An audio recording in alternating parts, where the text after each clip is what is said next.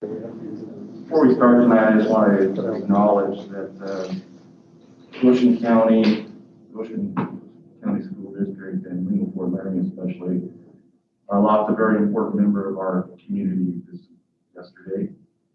Kyle O'Connor was a trusted mentor, friend, colleague, all of the above, and his loss is deeply felt by everybody in our communities. And so I just wanted to offer up our thoughts and our hearts to the O'Connor family, to our Lincoln Fort Laramie staff, and to our school district staff.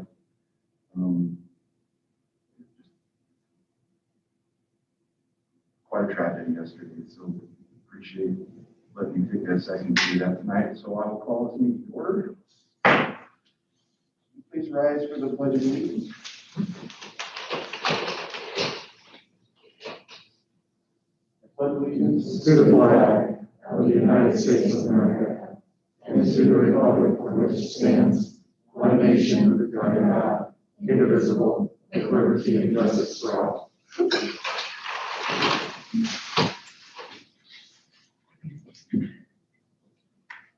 Next on the agenda is to approve the agenda. I do need to offer a amendment. We are going to swear in Kyle Fuller tonight as our Lincoln Fort Laramie student rep. So I'll add that as C.1. I have a motion to accept that addition. So, Thank you, Trustee Boylston. Second. Second. Thank you, Trustee Sussex. We moved and seconded to add C.1, swearing in of student rep for Lincoln Fort Laramie High School, Kyle Fuller, to the agenda. All those in favor, please say aye. aye. All those opposed? Are there any abstentions? That motion passes. Now, can I have a motion to approve the agenda as amended? Trustee Miller, can I have a second? Second. Thank you, Trustee Fishman. Is there any discussion? I guess I should ask that. All those in favor, please signify by saying aye. Aye. All those opposed? Any abstentions? Motion passes. Thank you. So we will do that now. Mr. Fuller, for bringing up front here.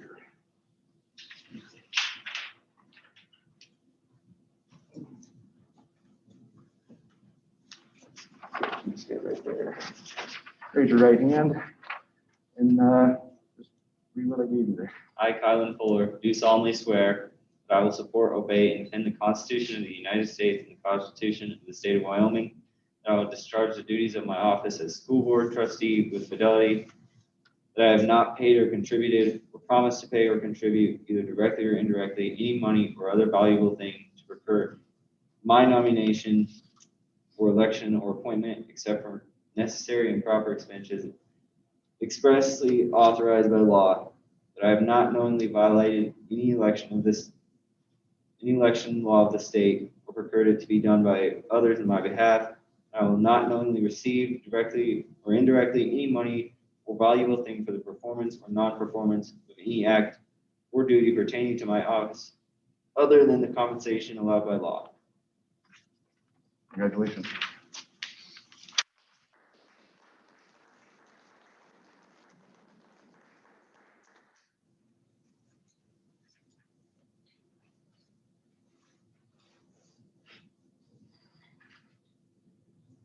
Now for the main event. Move on to our work session to discuss standards-based grading. I'll turn it over to Superintendent Kramer. No, excuse me, because right before the meeting, my computer crashed, so I'm still a little bit.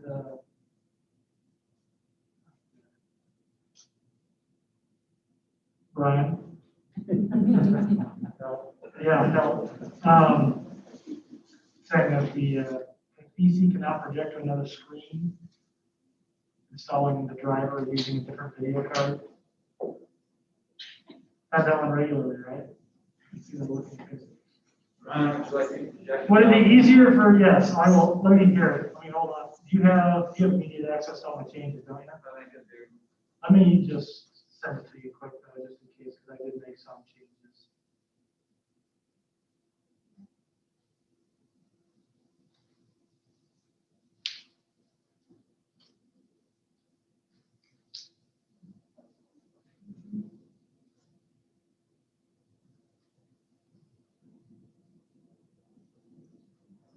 Should be.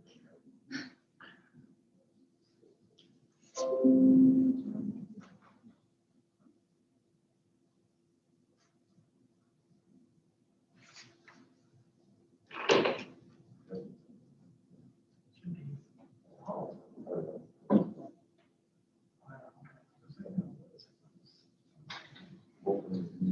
Yeah.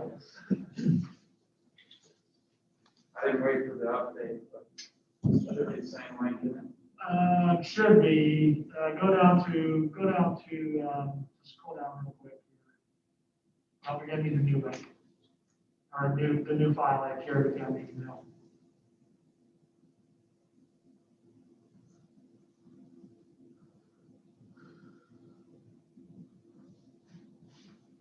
Thank you, Mr. Christensen.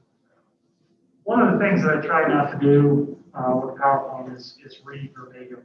But one of the things that we really wanted to focus on tonight was the thought process behind this work session and standard-based grading. The idea is for this being accepted for the Goshen County School Districts for our grade 6 through 12 standard-based grading. And the goal for this meeting is to identify what's working well, what needs to be improved, and what needs to be improved. And the reason we have students, teachers, and administrators here to offer their thoughts on that information. The next piece that I wanted to share, because we do have a number of new board members, and we do have a number of students that may not have been educated on regards to the thought process and what truly the definition of standards-based grading is. I'm not going to read through those because I know everybody in this room can read, so I'm just going to give time for you to read those.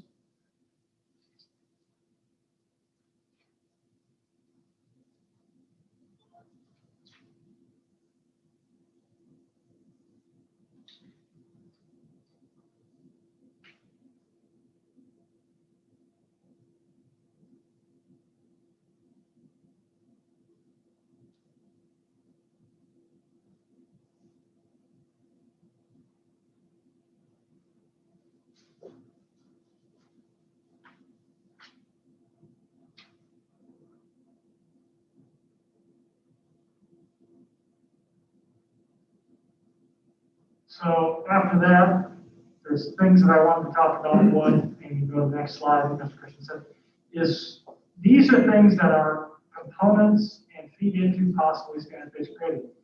But these are not things that we're going to talk about tonight, because we feel that if we were to talk about all these other components, we would lose the focus on standard-based grading and what things can be done there. These things, as I was talking to Chairman Jesperson, do need to be part of a work session for our board to have further understanding in relation to retake policy, common assessments, and collegium meetings.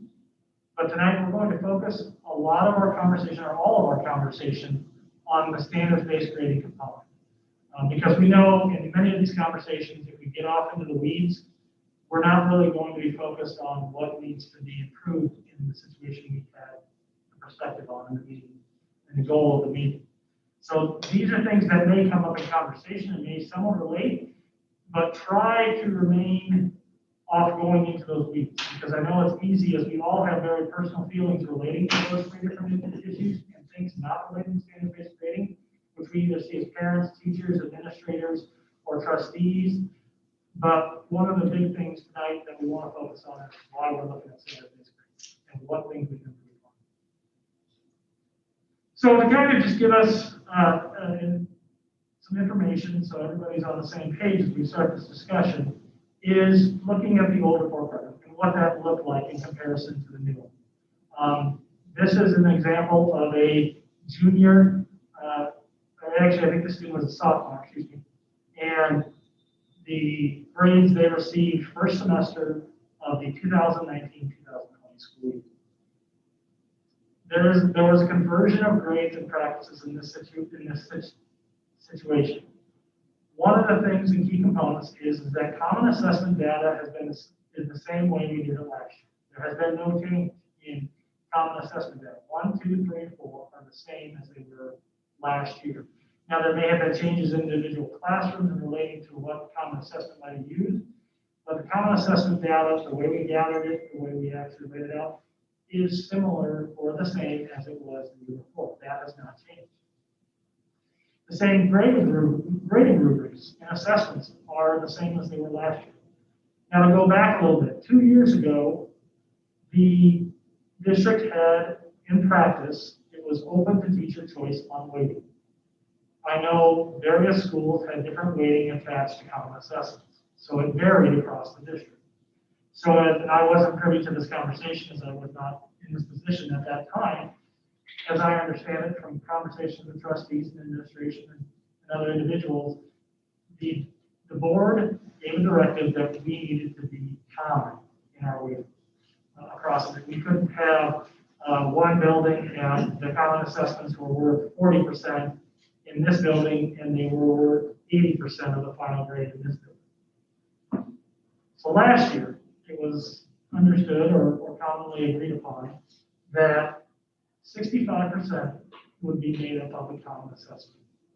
35% of the grade would be made of teacher assessment, which would include homework, quizzes, classwork, etc. So we then, as a screenshot, I took a copy of that grade report that sophomore student received. So if you can go to the next one.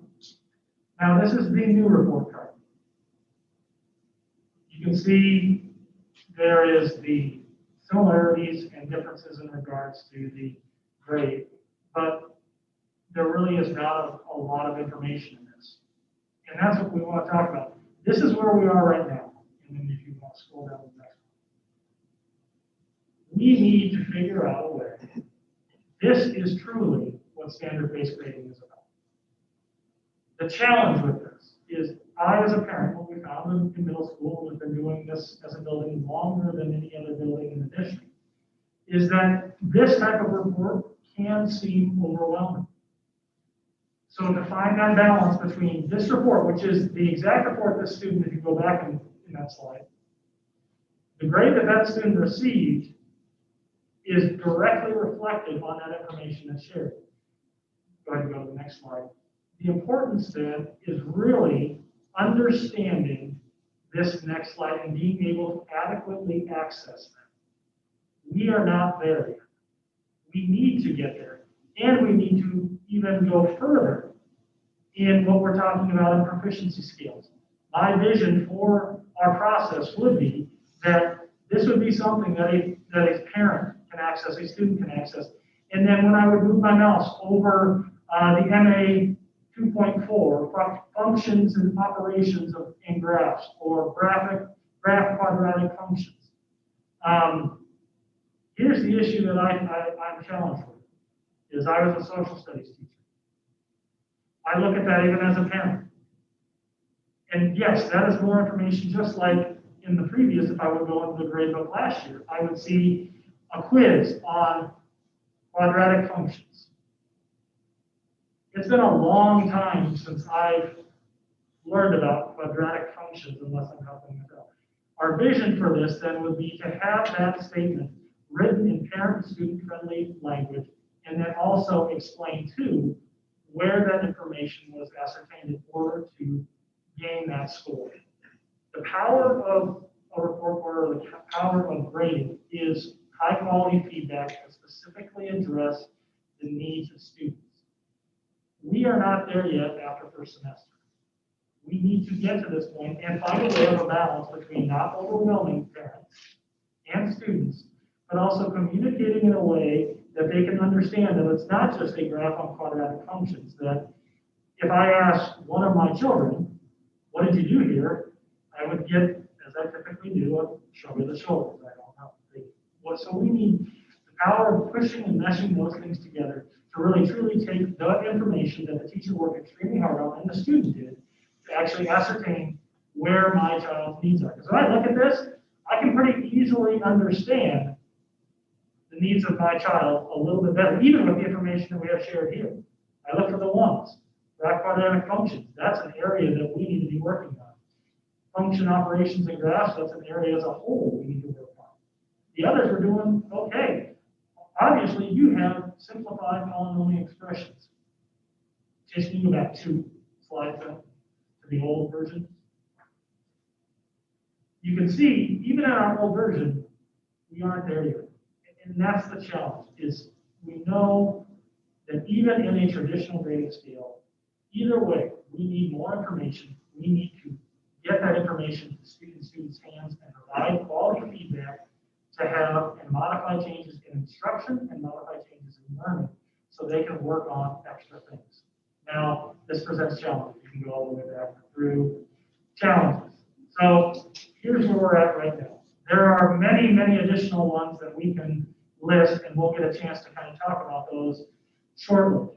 But here's some things that really we talk about. Changing a belief is way harder than changing a practice.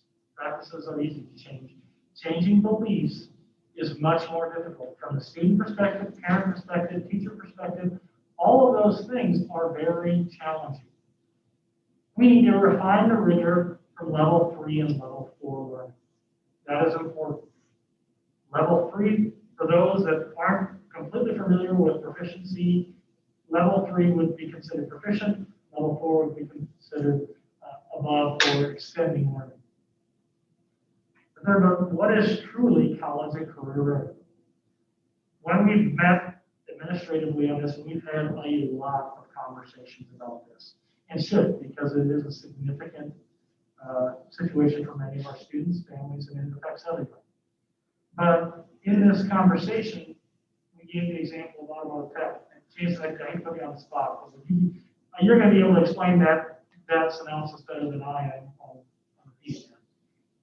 That's fine. I think the example I gave when Ryan decided to write this one down was we've got classes at THS right now, classes available district-wide, that students are able to take 4 classes and earn a certificate in automotive technology from LCCC.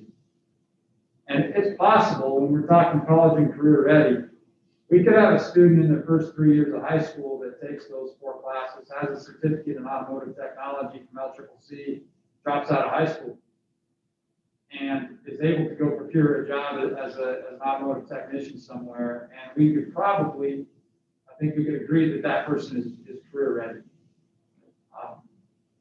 That's not in the commonly understood definition of college, career, military ready that we typically use at the high school. So I think one of the challenges for us is defining what is college and career ready. Another one that we've heard regularly, late or not completed assignments. That is a concern. How do we address that? We have some ideas, I have some thoughts in relation to that, things that we can do. You know, that there are things that we can work on. The top 10 in common assessments. I just added this one after the last few days. This one is challenging because I know our teachers have worked extremely hard on these 2 things. But until we started our work this last semester, I think many of our groups did not realize that their top 10 for common assessments were not to the rigor or level that they feel they need. What kind of is scary about that is, as we go back and look at that previous slide, we've been, for the last 2 years, basing our grades up to 80% of our grade, and then previously 65% of our grade, is okay. Thank you. On common assessments that we're now finding are not to the rigor that we need them in. So without, and we can all say, we know things need to be improved on standard-based grades. I don't think there's anybody in this room that thinks that we're there or we were right, not one. But what is concerning to me is if we had not done this in this first semester, how many of those groups or collegial groups would have identified top 10 in common assessments as not having enough rigor. But we've used that information for the past many years to already assign grades.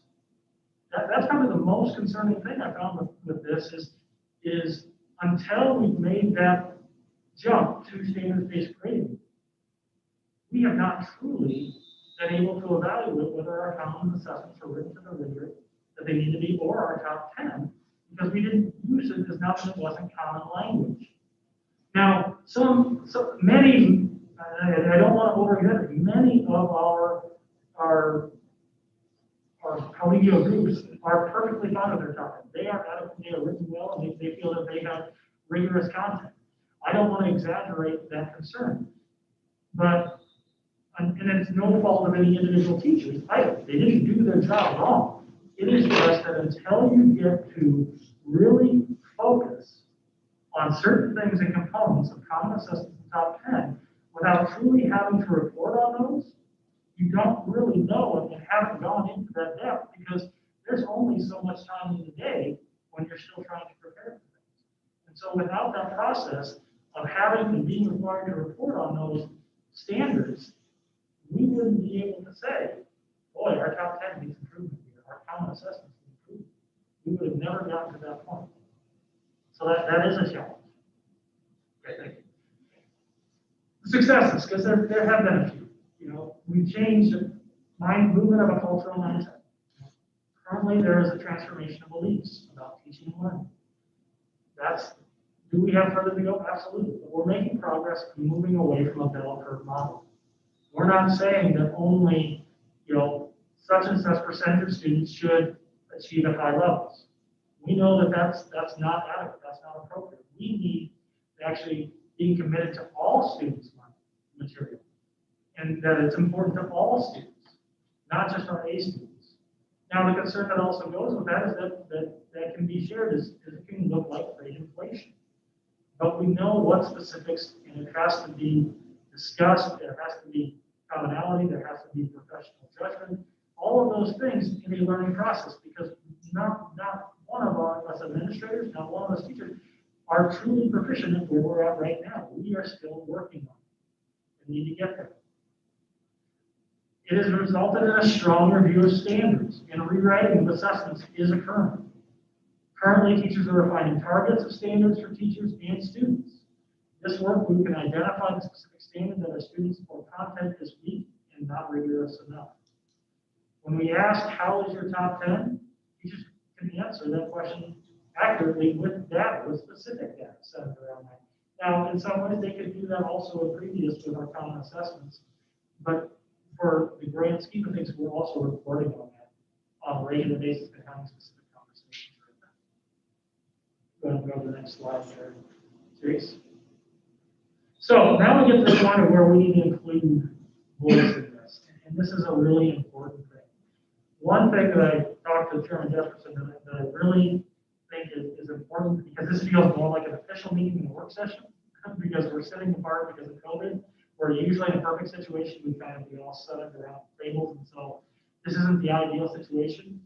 But the thought process behind this is we, as administrators, as teachers, and as trustees, want to hear from the students that are here tonight in regards to things that you like about standards-based grading, things that you dislike, and what do you see that can be improved in the system moving for your second semester that you feel would be helpful to you individually, or things that you feel would be helpful to the system. So I want to turn it over to the students and give them an opportunity to speak to some of the things that they've kind of gained knowledge in and been able to experience themselves. So I don't know if principals have any recommendations in relation to how to go around the room, or if we want to just have students speak, we can do either or.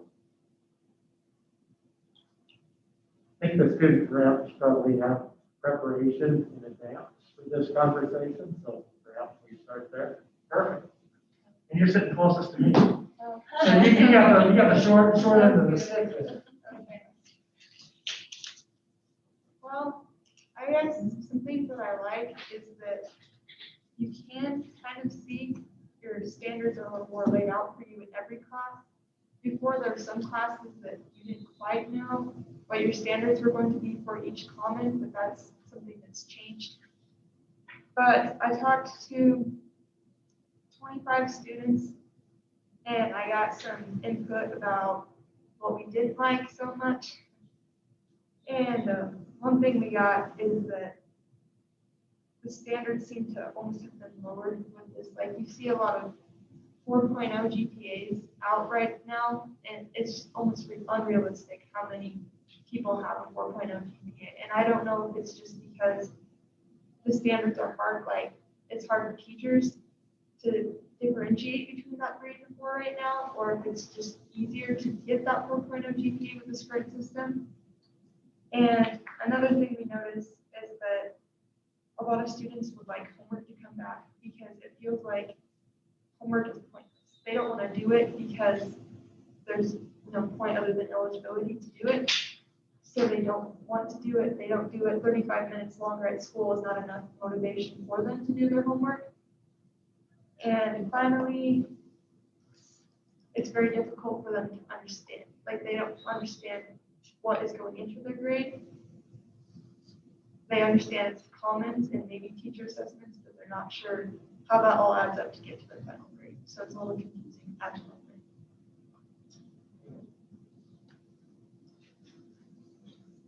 I think all the students like the standards, being able to see each part, what they're doing good at, what they aren't doing so well at. But I think everyone knows that motivation is kind of the thing that's taking everything down. Why do the homework if it's not a grade? And you can't really see where you're at leading up to the common assessment without homework and quizzes being graded. So then you don't really know what you need to work on the standards once you get to the common assessment. So you already have to retake it. So, I'm sorry, I got it. Which part? You don't know which standard they Well, the standards are good knowing after you take the test, seeing where you are, but going up to it, you don't really know what standards you need to work on because there's no grades on the homework, no quizzes really. That's the issue. Thank you for being here. I missed the part on where you're looking at, so that's. Good evening, everyone. I think both representatives did a great job of already covering numerous bases. I'm going to take a little bit of a different approach. I asked many different students what was their favorite thing about standard-based grading. And the best response about every single one, even including myself, there's not as much homework. And I think this is due to the fact that many people at my school do after-school activities and take anywhere from 2 to 3 hours. And then having to go home and do even more homework for 2 hours is really difficult, even though our job as students is to do homework to improve.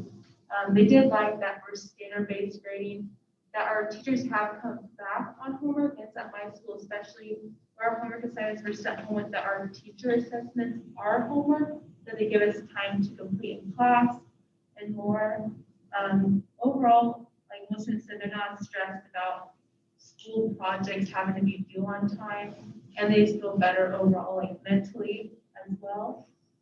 I do agree some of the standards, it's nice to see what you're doing well in. However, I do believe that some teachers can be better verbally with expressing which standards each student needs to improve on. So far, I've seen a lot of my teachers do a really great job on that. It's been mentioned, some of the cons is many students are not as driven to do homework because it is not essential, it's not a grade as it used to be. And that is what I found. Thank you. One thing I'm curious about is, and you can pass on this question. This is one that, but I know retakes in relation to homework.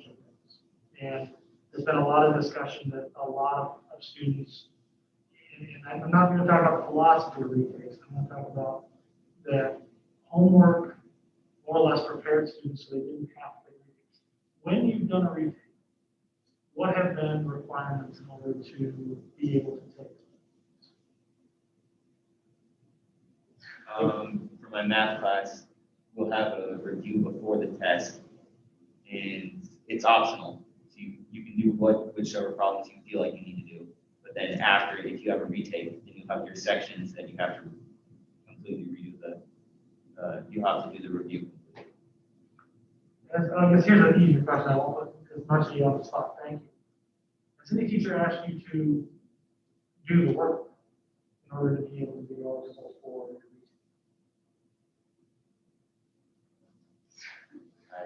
I can't think of, but it's okay if I can't think of the time which that at all.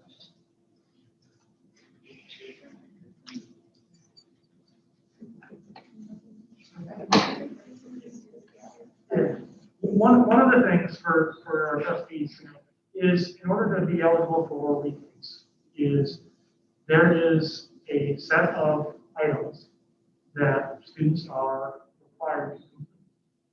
One of those things, as we had a discussion this morning with our facilitators, is, and I think it was Gusty, is that correct? Well, Kevin would quote it, was, what's that? Mathos is that, you know, a lot of times the consequence for not doing the work is doing the work.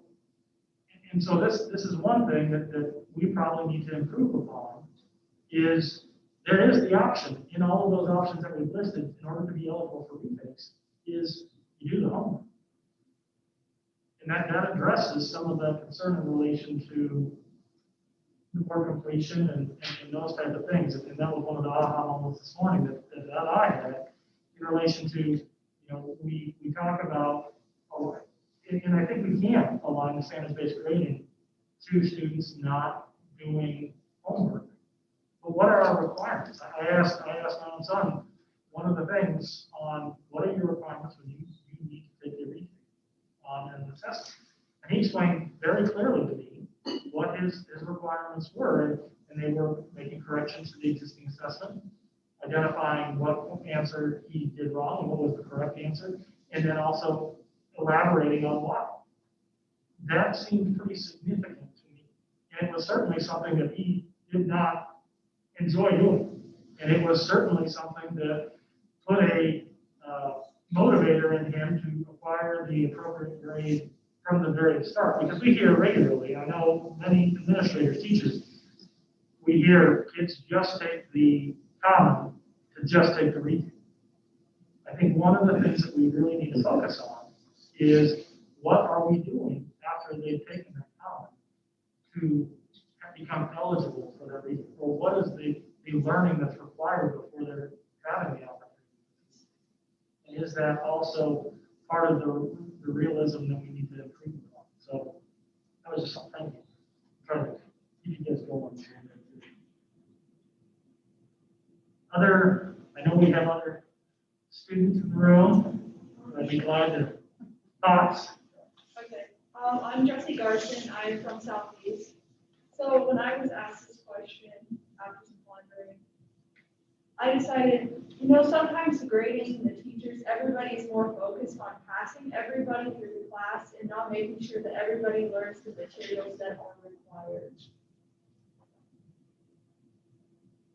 And it also feels like all the homework and assignments that we do, that, you know, we do have to take home and do. When we bring it back and turn it in, it's kind of pointless because we get a whole bunch of work for nothing. It doesn't get put into the grade book as well to count for something. Thank you.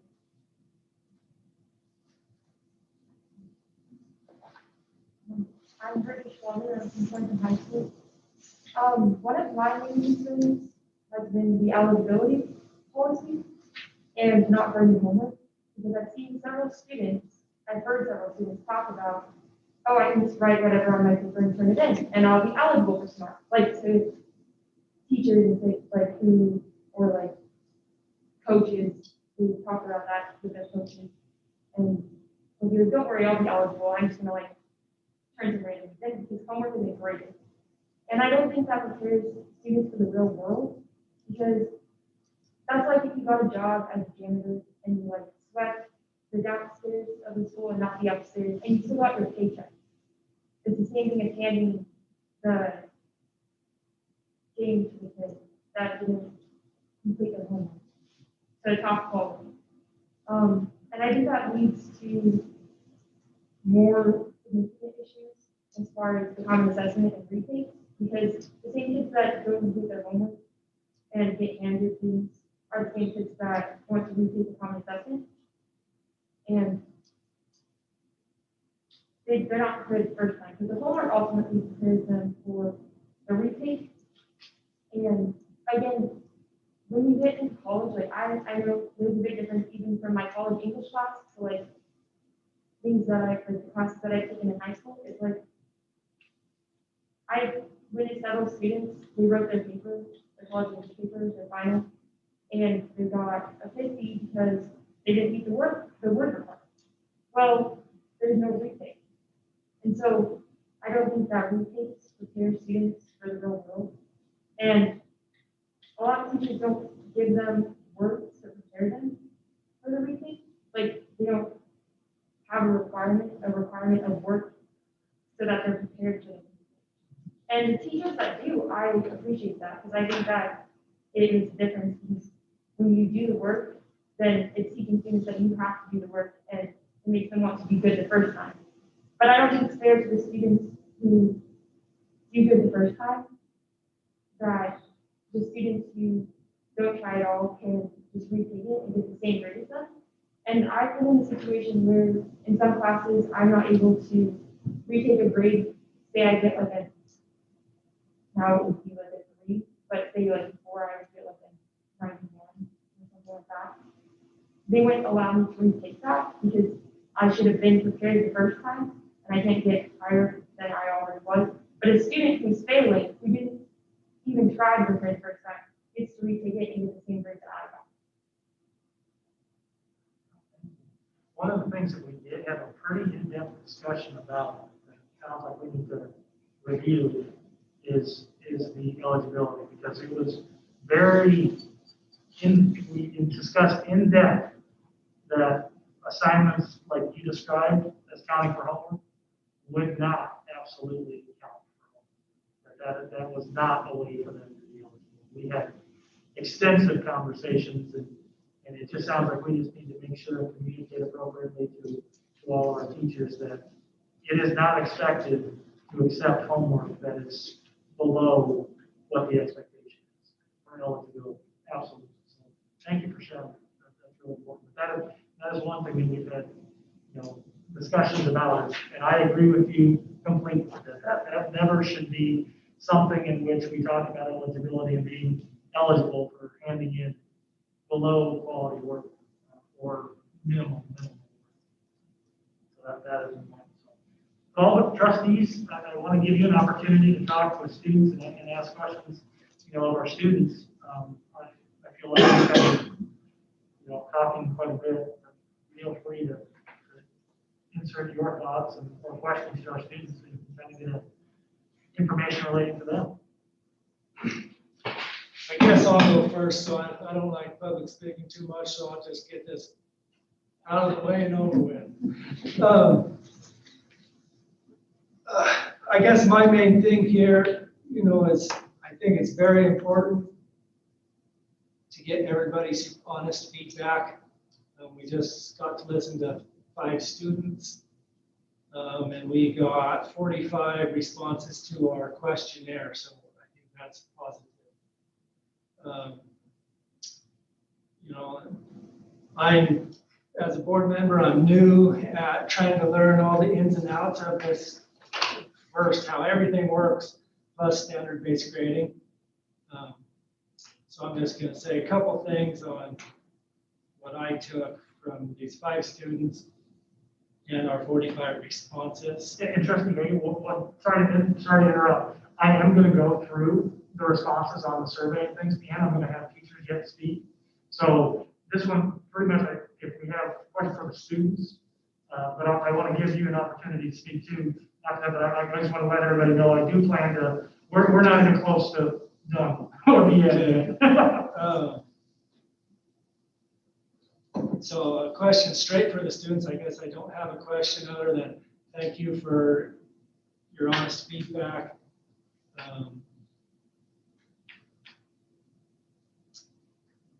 I guess the one, you've already answered my main question on, everybody says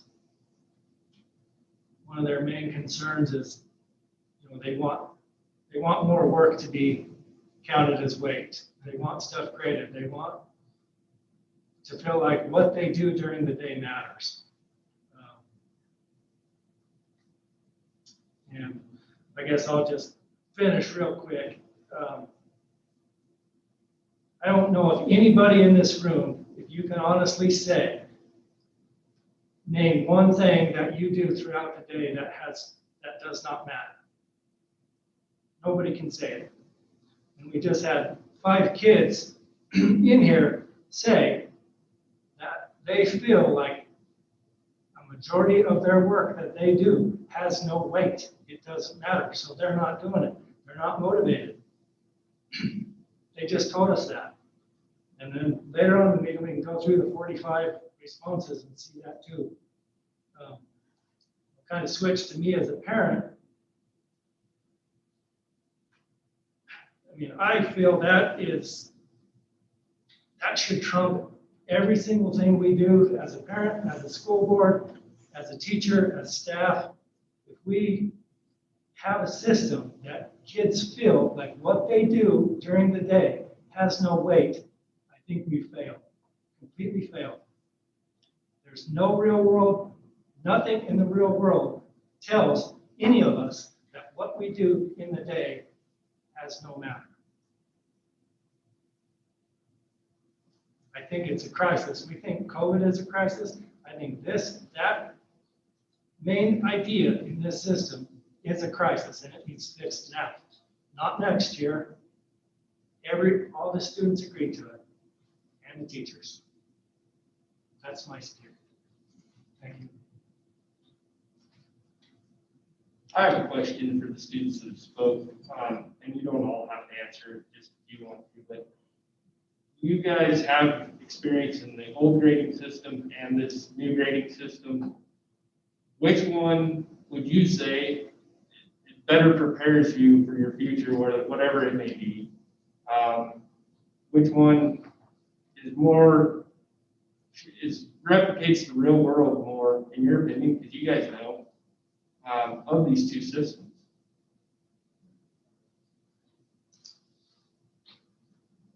I personally felt the traditional grading system that we've been using the past couple of years better prepared me, at least for college, because all of my college classes use more of that grading system. And if we're going to go into college, like the idea of high school is prepare at least a portion of the students for college. And if we're going to continue with this system, we need to at least shift it somehow to make some of it work that way, because even with some of my college classes now, the homework has weight, common assessments have weight, daily work has weight, quizzes have weight, and it's not working in the way it is at the moment. Thank you.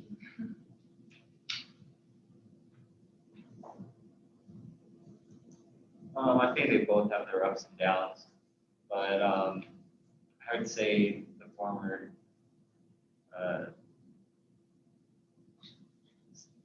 grading system probably was a little bit more intense in helping prepare us for the real world.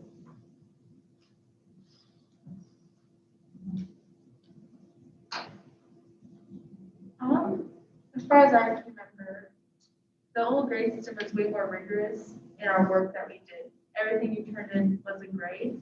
And I was a student that would stress over every single thing I turned in because it would affect my grade result. Like I remember a 10-question quiz for math. I stayed till 12 o'clock at night making sure it's perfect to a T, trying to make sure it's perfect because of that. So I mean, if you look at the mental aspect of the students, I think the old one was way more tougher on students who are perfectionists such as myself. Whereas the new one, if you prefer to not do as much work, you probably like it a lot more. You don't have to work near as hard as you used to for a better grade or to pass well.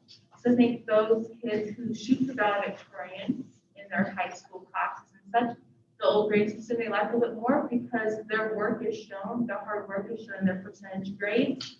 I've heard that time from other students that they felt that the old system showed their true work. And now kids can retake their comments and get the same score as you. I feel like in my position, I definitely, in ways like the new one, it's not near as hard. I don't stress near as much. My mental health is a lot better as a student. But overall, I think that definitely there are pros and cons, and I think we can come to agreements soon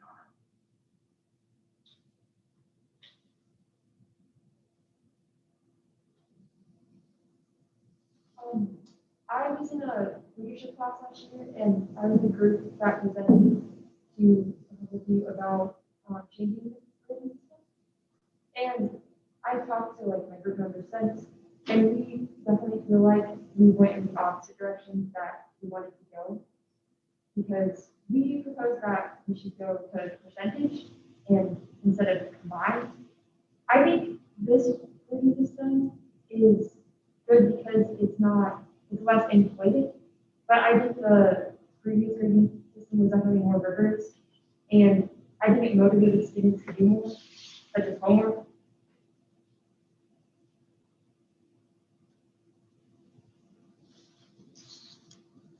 One of the things I want to clarify for trustees that just kind of got, the common assessments we take is not, they had that option in previous years also, but that is actually not related to standards-based grading. That option has existed for a number of years within the district. So that's one important key to differentiate there on what standard-based grading is, what our retake policy is, one thing I would just touch upon there too is, one of the things that I think is very important that I think has been our experience from 18 weeks and not to the level that we want to implement, and we're making an assumption on, is what they are doing each day doesn't matter. Now, one thing that I think is an important component to that is that when I go to college, or when I've been in college, one of the biggest concerns that have been out there at colleges is student attendance at lectures or student attendance at class. So I think even college students can make that argument that what we perceive is it doesn't matter that I have to be here. I can still get this grade. Now it's incumbent upon us as educators to figure out and to problem solve ways that we can link learning and demonstrate that the homework does matter, that every day does matter in the work that's produced. And that's the key to it, and that's what's really important. And I also would say too, is one of the things that I heard last year, as we were contemplating this standardization report card piece, was the biggest concern we had from teachers was work completion. Students didn't complete their work in a traditional setting either.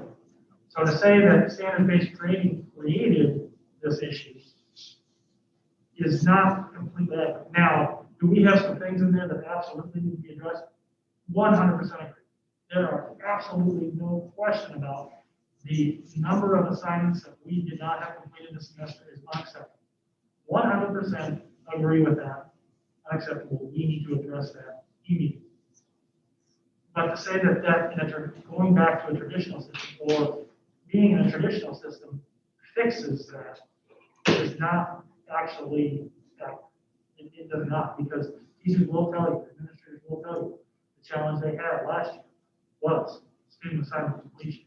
And one thing too that we need to be thinking of and conscious of is the students that we have are so well spoken and so very high achieving that we tend to sometimes forget that we do have a large population of students that would tell you, even if you make it a large percentage of my grade, I don't have the support at home to do my home. I don't have the ability. I don't have the things in my place. I don't have the self-motivation. And sometimes, and I've seen it, because I've seen it firsthand as a principal, when I've had a student who was a 4.0, who got A's because they worked hard, they were engaged in the classroom, they are a great kid. went to college and realized it doesn't matter how nice I am as a professor. It doesn't matter how much time I show up at the lecture every single day. It matters in the fact of how I perform on the assessments, and the assessments I'm given in college. And that's what truly matters, and that's what I'm grateful for. I'd love to hear the college experience you're having with actually more than just that happening. But that is not the norm of most college experiences. That is important. In some of your classes, yes, but in many of your classes, it is relying on a midterm and a final. Those are your opportunities to demonstrate your knowledge. That's it. And so I think there are things I think we absolutely can agree upon, that things need to be improved upon. But I think we go overarching and think that the traditional system that we came from was perfect. And I think we need to remember those things when we're having that conversation. I appreciate the comments. Continue, please continue. And I would encourage administrators too to write up too if you see something. Trustees, if you have questions for students, please continue. Yeah, I just have one question for the students. A concern I've heard from a few students is that teachers do not apply the grading system consistently. So you can go from one teacher will allow you to do retakes or retakes in a certain way, one teacher does not, or that you can show mastery and achieve a 4 in a standard, and once you hit that, you hit it, but another teacher says, no, you can regress and then go back to a 3. Have you experienced that difference between teachers, that it's varies between class to class?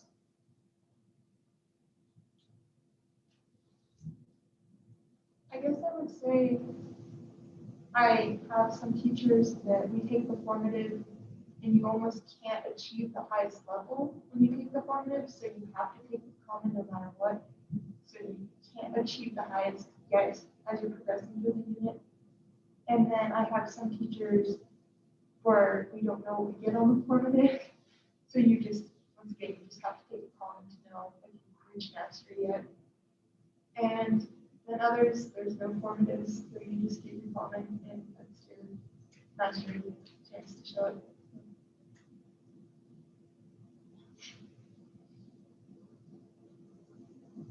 I think the road to the common in all of my classes has been pretty much the same. I think it's part of my life. I think we all have teachers, they teach different from the next class you'll go to. I think like Carlin said, most of my teachers have a plan to get to the common, the end in sight type of thing. And again, my science class, we have some standards that will continue throughout the year, so we never regress with them. For example, the mold, we would do that on every common, basically do that one. I think when it comes to formatives and commons, my teachers have been very consistent with providing both and keeping us knowledgeable about both our formatives and our common.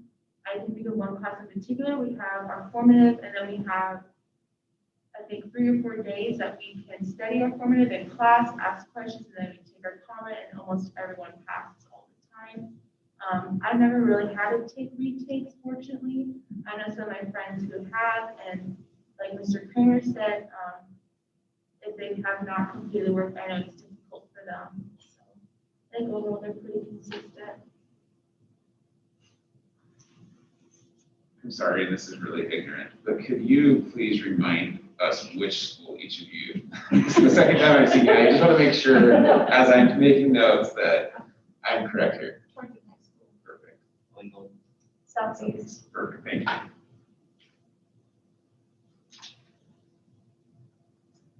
I have one question. I think it's something that Ms. Swindle brought up, and so you can maybe clarify that for me. So what you were saying was, if you get a 3 on, what was it, the common assessment, and if you achieve that 3 and are wanting to try and get the 4, you have some teachers that aren't allowing that? Yes, so I go to AP classes where the highest, like, I get a 3 and I'd like to retake to get a 4, I'm not allowed to do that. because they told me that I wasn't prepared the first time. But then I see students who got a 1, but they're allowed to retake and get the same grade that I have originally without preparing. Is that an issue? Or is that Um, previous? Yes, I just happened this year. Yes, for clarification.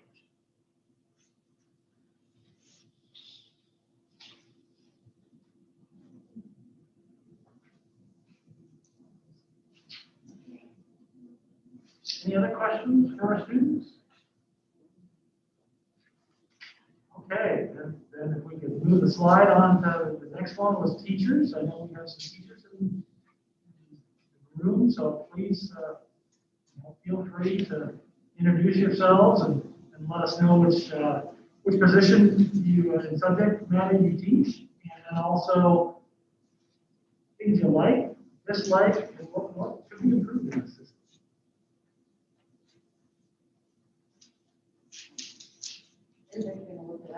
No, I'll go. I can go ahead and start. I'm going to speak from a parent perspective and also a teacher's perspective on this. I'm Mr. Booyer. I teach PE and health at the middle school. So personally, what I really like is I like when we run true standards-based grading and you get to actually see each standard and how a kid is doing. I like that as a parent and as a teacher because, you know, if I have a kid that's doing really good, like skill level, I'll just pick on Mr. Kramer's son real quick, Drew. And this isn't true, but I'm just going to use this analogy. So he's very gifted. He's a 4 in skills. He's a 4 in strategy. He's a 4 in fitness. Rules and etiquette, he knows games inside and out. But we get to my 5th one. He's not very sportsmanship. Always cusses, throws stuff. And this isn't true, but I'm just using this analogy. Not true at all. Actually, he might do that for you when you're good, but he's really good for me. But as a parent, and you know, this is where I think the thing that I like is at the middle school, my students in my homeroom, we've used Power School, and the students know to go and click on the I and can show all their parents the first one that we were looking at with all the standards. My homeroom kids can go home and tell their parents what that means. So as a parent, his overall grade on a report card is going to be an A. The thing I like with true standards-based grading is, as a parent, if you're really into your kids' grades, you can know that there's that one part that they are still struggling on, that they need some work. Even though they're an A, guess what? I need to have this talk with my daughter about, okay, in math, you're struggling on this concept. Even though you have an A, you're struggling. So when we're using true standards-based grading, instead of bringing it into an average, I don't like that part. I like being able to see that whole page. So my dislike is right now we're doing a disservice and we're throwing an A on a report card. And when I went and looked, there was one part that she was a 2.5 on, but she has an A. So that would be a dislike for me. I don't like that we're throwing it down on that average on a report card and all you're seeing is A, B's, A's, A's, A's, A's, but there's still that little struggle. And on our current report card, we can't see that. So what do I think we need to really improve this system? I think as a group, if we're going to come up with how we're going to do this, we need to figure out how we're going to educate our parents and all of our students to know how to explain that report card. And most of them should be able to be online, or when the kids come in for parent-teacher conferences, they can click on there and explain. But I don't know how many of our parents know to go, when you're on Power School, you got to go click that I to be able to see everything. I mean, some of you guys that have kids in here, do you know that you have to go click that I to see everything for those standards? That's, I think, one of the biggest things to me that if we don't improve, standards-based grading is not going to work how it needs to. So that's just my thoughts. I win. Well, in their former, TMS former report card was a standard-based report card that listed each one of the standards. So it was depending on the grade, it could be a 3 to a 7-page report card, just listing with each class and the standards.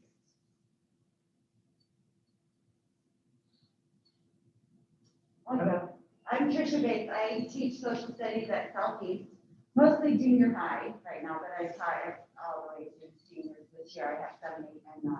And so things that I like that we are assessing what students know and can do. I think that's important that they know what they have to be able to do to be proficient. And we've been doing this for a while with common assessments. We have been doing standards-based learning and grading. What I don't like is the reporting part, which is where we are right now, with reporting the grade out as an average, because that's not any different than averaging a 90, an 80, a 50. You're still averaging. You're using math to figure out a grade when it doesn't need to be that way. So I dislike that part.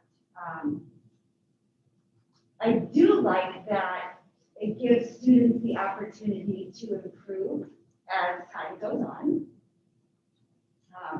Sometimes students just do horribly on the first try, and they know that they will have another opportunity to show what they can do.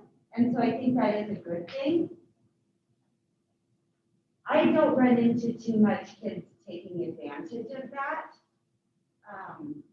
And I don't know if it's just the nature of the kids that I teach, you know, the age group. I don't know that students maybe see value in what we do every day.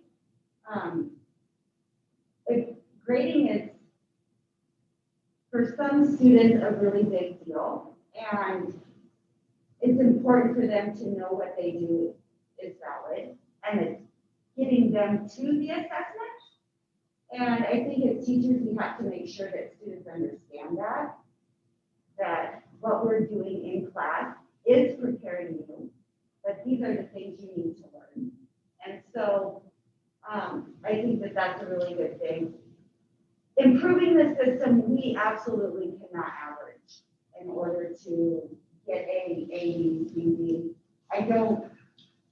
I personally, and as a parent as well, I don't think that a B is proficient, or a C is a D, you know, or a 2 is a D. I mean, I don't understand that conversion, because being proficient to me is proficient. That's not a B. I mean, I grew up in ABC, and I would have died if I had a B. I mean, that's just, and I have a daughter that's the same way, and she cares about her grades, and that's a really tough thing to have a B. Also, one thing that needs to be improved is all subjects need to have clear, concise standards. Because I know that some classes do not have top 10, and they have a generic standard in there, and that tells you nothing as a parent or a student. I know at conferences, I talked with Mr. Christensen about that, with a weight class. I have no idea what generic standard 1 means and why she's a C. Well, I found out after much trying that because you can't lift a certain amount of weight, but that makes it doesn't tell you anything. If you don't have clear and concise standards and learning targets for every class, then you're kind of putting the cart before the horse. And so as a student, she couldn't tell me what she couldn't do either. And so I think that that's unfair to students and parents and teachers to be expected to enter scores in a grade book without a clear standard in the grade book. But it's just not right. That's all right. I'll go next. I'm Nicole Clayton and teach at Torrington High School.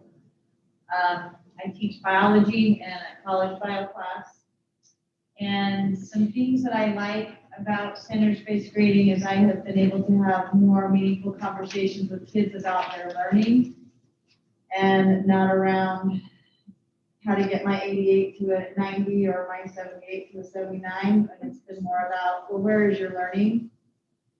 Where do you fall? And so I like that, about standards-based grading. I like that there's the ability to show growth in a more meaningful way.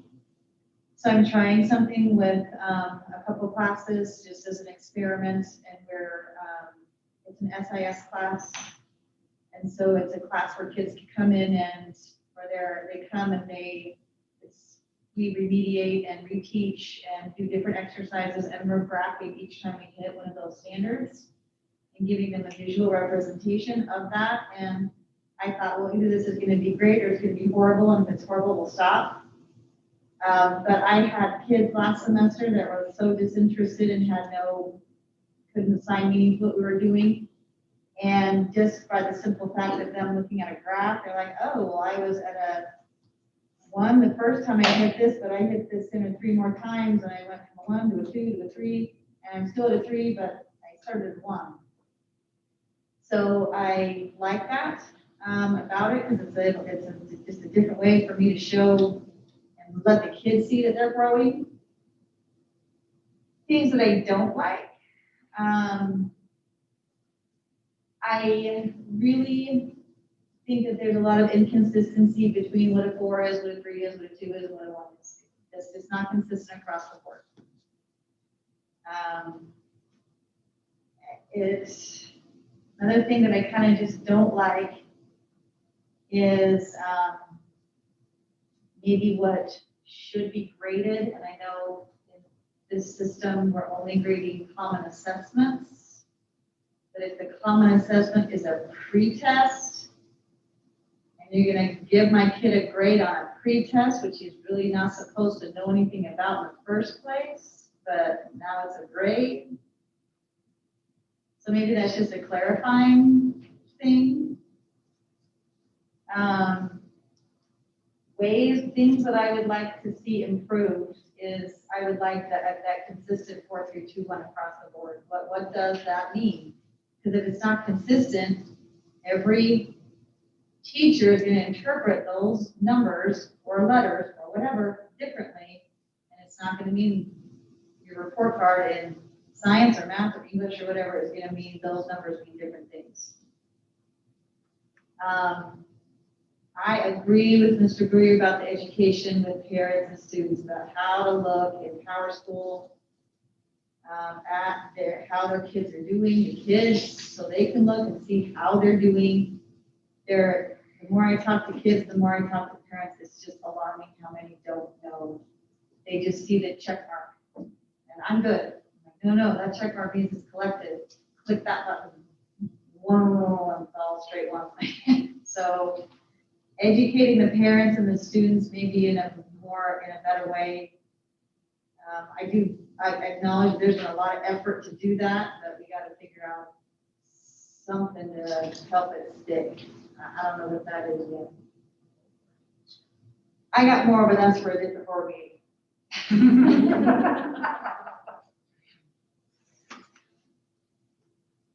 I'm Alex Shaven, and I teach at Parkland High School as well. I'm math and computer science. And what I like about standard-based grading is when I have a parent call me and say, why is Johnny struggling in math or computer science? I can look at their grade or their standard grade, and I can tell them exactly what they're struggling with. And you guys all kind of get on that, but that is a nice thing to be able to say. In the old grading system, it was, oh, Johnny failed the test. Not a very good answer, I don't think, for like a parent. When they want to know what their kid's struggling on, you can just say, oh, they failed the test. You can actually look at the standards and give them that exact reason why they're struggling.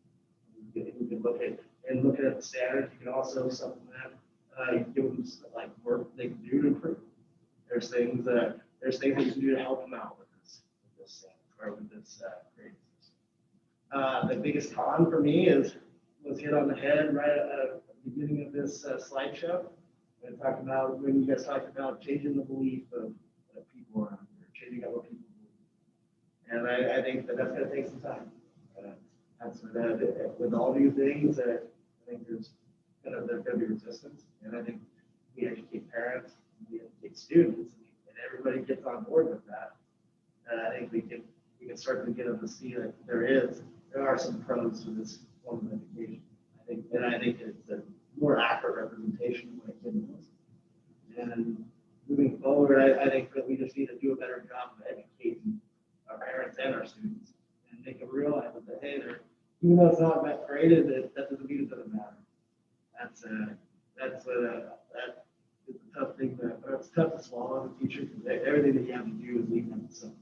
So I definitely don't feel like what I have to do. It's just something that will take some time, I think. And I think what we're doing now, educating parents is good, but we could get more people, we get more people privy to what's going on with that. I think we'll do better. I'm varsity both I teach math and Southeast 7 through 12. And I get all the grades except for 8th and 9th this year, but I have taught 9th grade occasionally.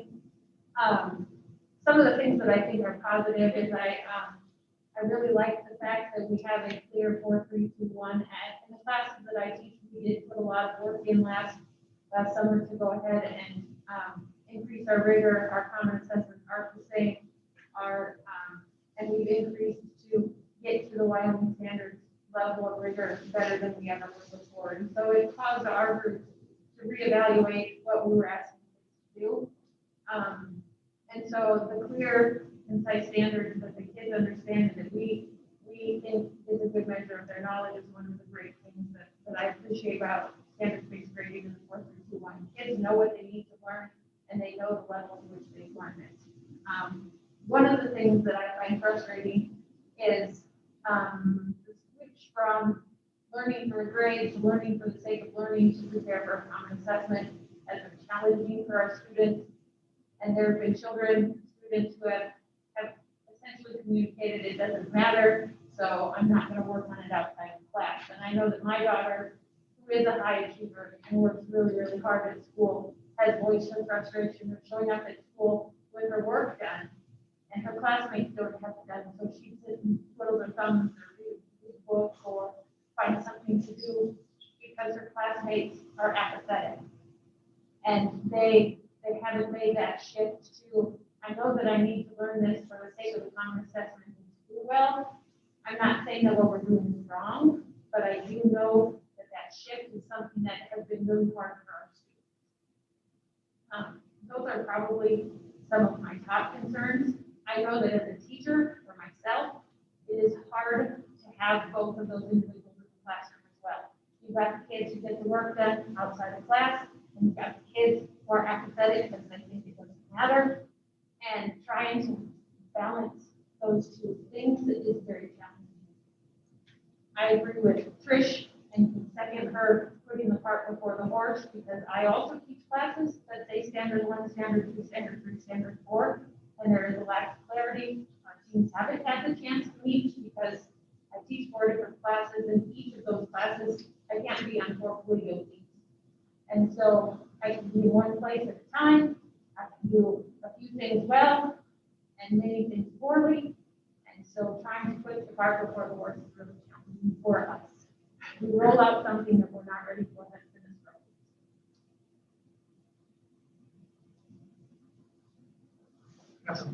road.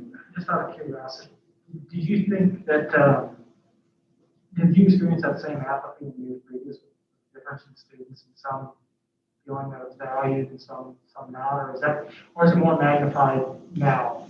Or what do you experience? I can honestly say that in my classes, the very few handful that appear apathetic are very minimal in my own spaces. I know that I'm mostly speaking from a parent.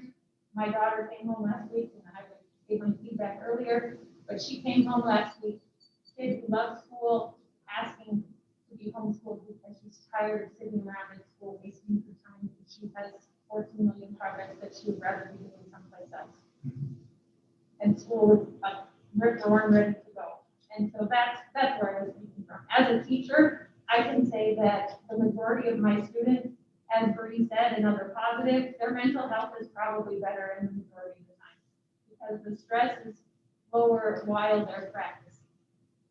And so I think that's a positive thing for our students, and the fact that those students who have embraced learning for the sake of learning, they have a better mental space to live in.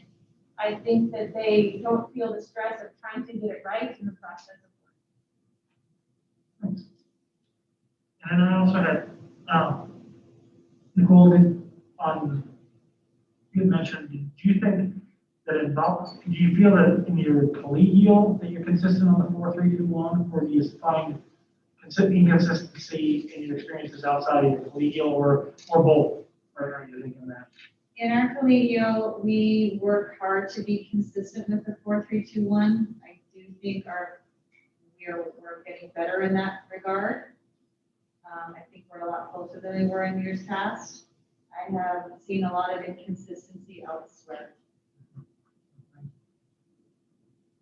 Trish, I had a question on what, we've tackled this. So what you talked about the average, and I'm 100% agree with it. Here's this elephant in the room that we have of GPA, class rank, all these things that don't go with this. Have you thought about what solution, and maybe you have, or maybe you haven't, but have you thought about what solution there is to meet that, address that, but then still have that ability within our state standards-based grading system? Yeah, I thought about it. I don't have an answer. Yeah, well, I was hoping you had, because I was going to sell it if you had it. No, I wish I had an answer as well. So I know I chatted with Ms. Scheffler about it, and and other teachers, and to be true standards-based, you cannot average. I mean, that is just a pure fact, and I don't know how you fix it. I mean, I really do. I don't. But I do know that like scoring as a teacher, when like we score a learning target underneath the standard and it is a 3 level, but then you have a 4 level question, and so the student really can't get a 4, they can get a 3.5 unless you go and change the other one. And I don't think there's consistency in that, and that's frustrating as a teacher. Because it's averaging. If they score a 4 on the highest level target, they should be a 4 on that standard. But it's not working out that way in Power School. I have to go and fix that. And so that's the frustration with the averaging piece. I don't know what the answer is. And this is a dilemma we had, in our conversations, was the averaging. And this was an extensive conversation that we had building into this year, was because I agree. There's that balance of what is reasonable to expect of a teacher and what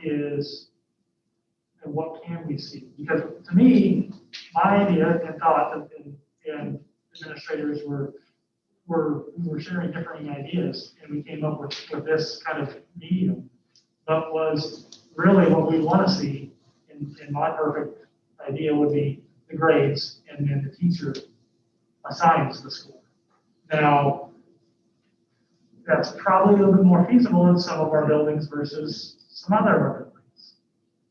But that is a curiosity. We came upon the highest score and then averaging because of that. But we don't know. I mean, the challenge of finding that perfect situation, because we didn't want to put on teachers' plates the idea that you're going to have to assign grades for over 120 kids by going and looking and then assigning that standard score as opposed to the averaging. And that was a dilemma we faced in this challenge. We have not found that any grading tool adequately addresses that same problem. Right, because teachers are going back now and changing that, just like I am. And granted, I don't have as many students as someone at Torrington High School would have, just by the size of the school. And so, I mean, it's doable, but we have technology that we shouldn't have to do that. Like, I don't have to use my little red grade book and figure things out anymore. The computer should do that for me. I shouldn't have to go back and do that. And so I don't know. I think that there has to be a better way to get a standard score for all the learning targets under the standard. I don't know if it's the last attempt, the best attempt. I don't know what that is. But I also think that it can't be the first attempt. Like, if you talk about a pretest, shouldn't be grading a pretest. Because you're not taught them anything. They don't know anything about that topic, you know? That's unfair because that could make a kid fail right away for no reason. But could it? And that's why I'm curious. Absolutely, you could have a 1. If that was the only grade that they had, and you put a 1 in, they would be failing. But there are standards where you only have at the end of the semester a formative given? No, she's talking about like at the beginning of a unit. If that was one of your 3 tests, right, your 3 assessments, then you certainly could be failing on a pretest. Well, if you gave me a pretest on any of that math stuff, I'd fail. Right. And that's demonstrating the progression of learning. That, yeah, obviously, on a pretest, we should be scoring at that, and then on your common, you're hopefully scoring, you know, a 3 or a 4, and if you didn't score that 3, you're scoring that 4. Yep. I just want to make sure. Sometimes that's for our trustees who aren't in that school information system, it can sometimes be that you can receive a 1 at the end of the semester. That every one of ours has at least 3 assessments in there and opportunities to demonstrate that knowledge. So thank you. So boy, I really wish you had that answer. I wish I had. I think we can sell it. I think we could for a lot of school districts. So thank you. So just so I'm clear in what Ms. Clayton's talking about, so pretest is one of those things that's graded. And we have 3 items up to a certain point that are in the grade book. And so that pretest is counting as part of that average, I guess. Is that what's happening? In some classes, that has happened. So I personally don't do that, just for the reason that the pretest, they don't know anything, but it is happening. And I mean, I see the point in what's common. We've been told to count common assessments that are common, but I personally, my own opinion, the pretest is a pretest for a reason. It's just to see what the kids know up front. So I guess as a teacher, I would expect my kids probably to be 1s and 2s. But as a student, if I got that pretest and I got 1 and 2 and that went on my grade, I would find that very discouraging. Part of my ignorance, I guess, is I have a spouse who teaches, so sometimes I defer to her probably too much as to what's happening with grades. So help me understand what's the difference between a formative and a pretest. Well, yes, there is something different. So a pretest, if it's common and counting on the grade, that would mean that, so if I did that, all of the biology teachers in the district would be giving the same test. So that's common amongst all the biology teachers. If it's, and that could be a formative, but if it's common, like all the biology teachers have that same test, then it's where we can't count that on the grade. If it's a test that I feel like maybe it's a quiz during the week or something, or maybe I just want to give a pretest, but none of my other biology collegial people want to do that, then I can still give it, but it doesn't actually count on their grade. I can still put standard scores in, but it's not affecting the grade. If I do something independent of my collegiate, that makes sense. If I can weigh in, Mr. Jesperson, I think you were asking earlier if the teacher scores a pretest, if that ends up impacting the student's final grade in the class. Right, I think that was part of what my question was asking. It was more just in reference to the averaging piece of it too. So and that's where Ms. Bates is talking about the averaging. And if a student is graded on a pretest, or if we put a score into our school on a pretest, that student is later going to see a formative that is testing the same material, and they're going to see a common that is testing the same material. And hopefully, as we move forward in the system, a semester final that would be tested the same, which would be to 4 scores. Right now, Power School's grabbing the best score. So if pretest was a 1, and the formative was a 2, and the common was a 3, and the final was a 4, that's exactly what we want to see. That's demonstrating learning for our students. That sounds like an ideal. Yeah, and right now, Power School, and this is not an ideal situation at all, but right now, Power School set up, we've got the best score. Take that, and the best scores on each success criteria are averaged to produce a standard score. And then the standard scores are averaged to produce a letter grade.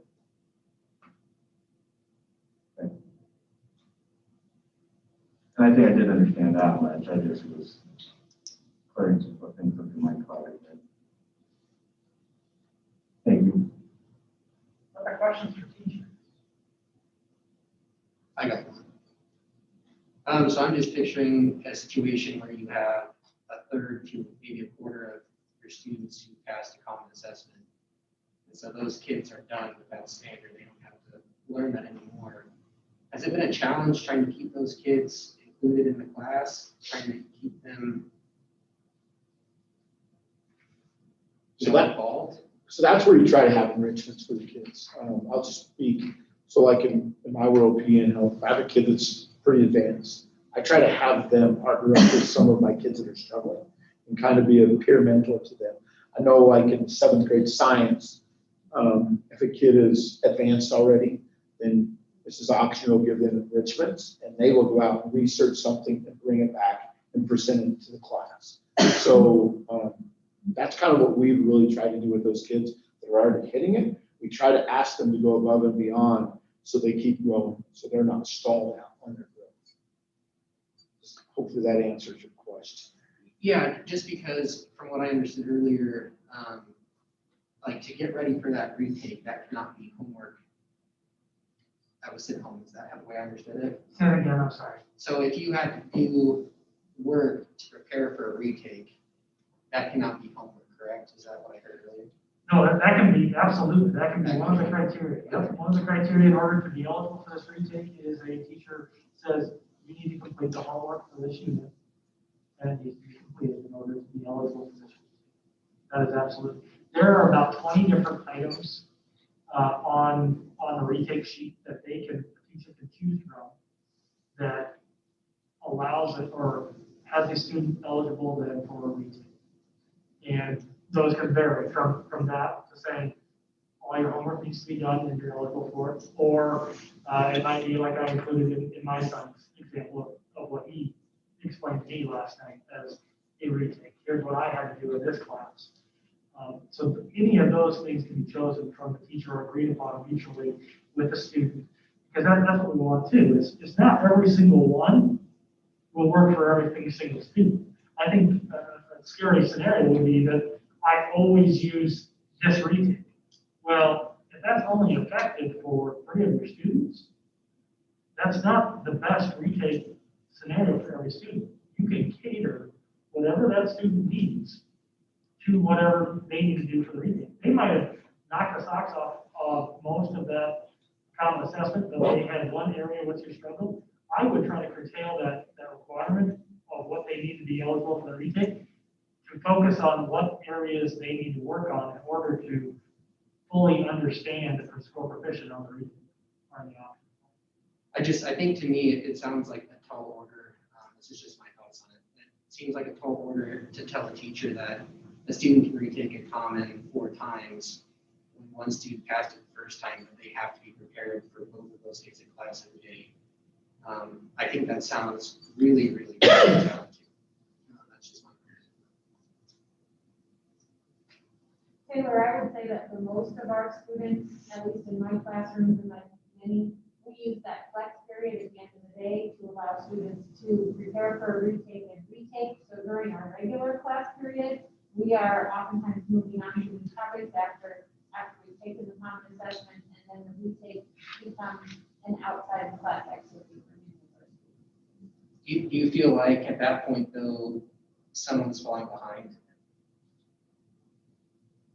it depends on the scope and sequence of the content that we're doing. And I would say, depending on the course material, I don't know that, I think the kids might feel like they're falling a little bit behind, but usually our kids are within reach of getting that retake and those concepts understood. And so I don't know that there's a significant amount of falling behind. And sometimes, oftentimes, our content is built to kind of spiral through, at least where I'm at, to reinforce what they've learned. And sometimes the students who are needing retakes will continue to learn the material because it still pertains, especially math. What we learned today, we need tomorrow. And so we'll keep practicing it with the new material, and we'll continue to practice the reinforcement material. So Flex really does allow for us to intervene in the way that we need. If I may, just two quick things, supporting exactly what the teachers have shared with you and our students as well. But our goal on first attempt common assessment is that 85% of our students will be proficient on first attempt common assessment. So if we meet our goal, because our first best instruction was effective, and 85% of our kids are proficient on that assessment first attempt, then we're talking about a very small number of students who need remediation and or common assessment. So I think that's just a number that helps clarify. The other thing is, I just want to clarify, because Mrs. Boki talked about our flex system. That is a time during the day for students to receive in-schedule intervention and or remediation. It's also a time during the day to ensure that students that don't do the work, do the darn work. And so we've heard over and over and over tonight that homework, we can't give homework. Yes, we can give homework. And we can grade it, and we can enter it in the grade book. It just, at this time, is not counting in the overall grade for the student. Probably comes as no surprise that when I started teaching in the early 80s, there were students that didn't do their darn homework. 10 years later, there were students that didn't do their homework. Last year, in a percentage grading system, there were students that didn't do their homework. And this year, there are probably a few more, because we can say, I'm not doing my homework because it doesn't have value. I don't know if that's true or if it's just an easy out. But at Southeast schools, I have a dean of students and a staff that's working very hard to ensure that the consequence of not doing it. What is the percentage of people that get proficient on the first try? Just out of curiosity. That varies from assessment to assessment, grade level, content area. This is field to best address that. I will tell you that typically we range anywhere from 65% to 90%. Is that accurate? Fair to say? Probably a good average. Average. And you can see, I mean, that data can be shared with all of you by building, by feature, by at any time that you request that. And it's, you guys given a common assessment yet this quarter? So you have one. So as soon as that data is entered, it's available right away to see by student, by standard, by teacher, by classroom, by building. So I have a follow-up for, it kind of, I guess, piggybacks onto what the teachers have said. Well, some of the teachers, but it's probably more for the building administrators, to be clear. Do you believe that the issue of inconsistency between teachers is an issue of policy, which the board can affect, implementation, which you as administrators could affect, or just complete buy-in, which is really a personal issue from teachers themselves that's creating that very inconsistent approach? And I can only speak to one student's opinion, right? But I do know that the one student I have has very different expectations from class to class to class. And so I don't think that's different from what we've heard from our students tonight. So just a little feedback, I guess, from our building administrators on that. I'll go first and probably, I'm gonna answer it with two of your points, Trustee Miller. I think that, as Mr. Kramer pointed out at the beginning of the presentation, that we've got a long road to go to have everybody bought into a philosophy change. And as we continue to work through a philosophical change, to look at learning rather than grading, and to have our students and our parents talking learning rather than grading, and our teachers talking learning rather than grading every time that they're visiting with students, every time they're visiting with parents. It's going to be a long road to have everybody on the same page for that. Second to that, I think that implementation is definitely something that needs to be improved. And as you stated, that's something that I take on as something that I need to improve every day. I think that right now, the written policy that's guiding what we're doing in the district is fairly accurate.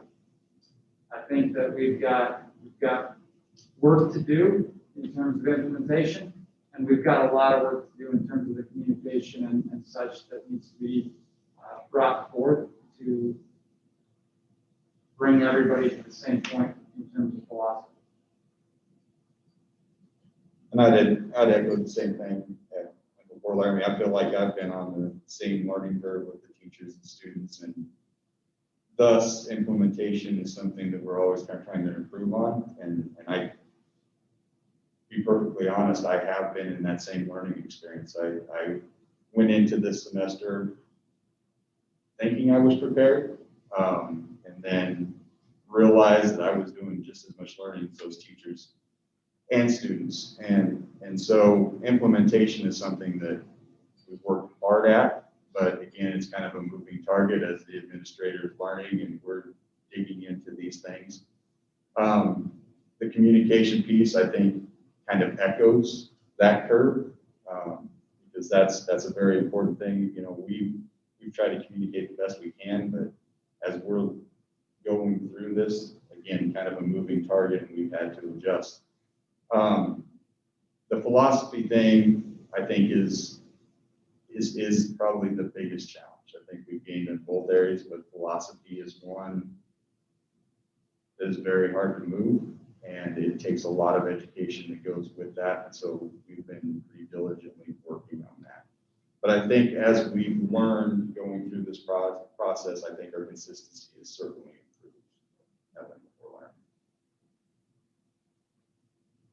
And I would just very quickly, we will have consistent implementation first in the structures within the collegial process. We heard teachers talk about curriculum areas where we don't have a clearly identified content. And so it's very, very difficult to implement a standard-based learning and grading and reporting system if we don't even have any clear standards developed. That makes no sense. And then secondly, and I think Alex talked about it, the idea of beliefs. And we still have differing beliefs about what grading could or should look like. And that takes time. Couple of thoughts. About 6 years ago, at Trenton Middle School, we began to move towards standards-based grading. And one of the things that I believe to be true is conceptual understanding needs to precede application. So we spent about a year and a half doing nothing with that, except studying people like Yuski, Marzano, O'Connor, and others. And the intent was to deepen our understanding of the conceptual integrity of what it was about. Because if you start messing with grading, retests, who's doing the homework and all that, you're going nowhere. You get lost in the details. And so I think one of the things that we did well, and there are other things we did poorly. So I don't want to sound like we did it exactly right. But the thing we did best was we studied it for a year and a half. Mr. Booyer was there. I think they may have gotten very tired of studying it after a while and said, let's just get on with the parade here. Okay? In fact, I know that's true. But we agreed, and we sat down as a staff, and I said, we need 100% of people to agree conceptually that this is the direction we want to go. And we actually discussed it and voted it. Correct? Okay? So everybody knew where we were going. Now, we didn't know if we're going to have a flat tire on the journey or hit a blizzard or what. And we've had some bumps in the road. One of the bumps in the road, for example, is we went to 4, 3, 2, 1 grading and the parents didn't like it. They wanted, like A, B, C, D, F, something they were familiar with. That was a mistake on our part. But in terms of what was referenced earlier about the belief system, if we just say to teachers, we're going to do standards-based grading, and they haven't bought into the belief system, and they haven't have a deep understanding of it, it would be like saying to me, a social studies teacher, go teach math. I could mess with it, I could screw with it, but I don't know it well enough to do a good job. And so I think we really have to be careful that teachers are very, very knowledgeable about what we're doing with that. Another piece in terms of retakes that I think is important to share, I hear in the real world we don't do retakes. The only place I know where you don't do retakes is in college. I'll give you a couple of examples. We have a CPA in the room, and it's not me. My daughter's a CPA. Little printout that I looked at today. If you don't pass the 4 parts of the CPA exam, you retake it. And you retake the parts that you didn't pass. That's standard-based grading. That's what Mr. Boyer was referring to earlier. So in his class, there's 5 parts to it. John F. Kennedy Jr., I'm a history nut, had to take the bar exam 3 times. So the idea that in the real world retakes don't happen is totally untrue. I don't know of any profession where you can't retake the test. I'm not talking about redoing plumbing that you messed up. But almost every profession I'm familiar with has a test that you take to demonstrate your proficiency. And they look at differentiated segments, like the CPA exam. So I feel very strongly that retakes are important for our kids. Because if grandma died last night and you had a poor test, it's not representative of where you're at. Because we want to help kids learn and grow. And as Mr. Christensen talked about, we would assume on a pretest that you would be a 1. But the real reason for the pretest is not to see if you have the knowledge of a particular unit. It's to see if you have the skills to access that. Okay? So the purpose of the pretest is to say, I know that these 6 kids don't have the skills to do this yet. And it's my job as a teacher to scaffold them in and work with them so that they can be successful. Because obviously if you give an exam in chemistry and they don't know anything about it, they're not going to do well. But the purpose is to see kids grow. I shared with Mr. Kramer recently a student we had at the middle school. It started out, and I don't know what the formative or pre-assessment was, but on the first formative assessment, the first quiz, so to speak, that student was a 1, and the student was a 2, and they were at 2.5. On the common assessment, they were at 3.5, and on the retake, they were at 3.5. So what is that student? You average those, divide it. What did you give? 3.5. Because that's what you want, right? One last thought on the sports nut. So if there are 4 track meets this spring and the qualifying mark in the high jump is 5 foot for a girl to go to state. And the first meet it's snowing and she jumps 4 feet. And the second meet jumps 4.6. And the third one jumps 4.9. And the last one, the sun's shining and she's worked out and worked hard and jumped 5 foot. She's going to state. And to me, that's standard-based grading. That's what we're attempting to do. Help kids grow. I want to throw one anecdote in just because I don't want Mr. Hammond to be the only one to tell stories in the room. I've been thinking, and Mr. Haggis, I'll be honest, after your comments, I've been thinking, I've got a drywall crew working in my basement at home right now. And I went home between work and work this afternoon and took a look at the job that had been done by the drywall crew. And they're not finished. And there were some aspects of what they've done that I wasn't entirely satisfied with. But I did not take it upon myself to call them up and say, you've done a horrible job, I'm not paying you. I took it upon myself to send them in a couple texts and say, just wanted to make sure that this was going to get fixed. Just wanted to make sure that this was going to get fixed. And I'll judge the product of that when the job's done and he asks for payment. Now, I don't think he's going to come to me and say that none of the work that he's done over the past 2 weeks matters. And I'm certainly not going to tell him that none of the work they did over the last 2 weeks matters. But all either of us care about is the final product.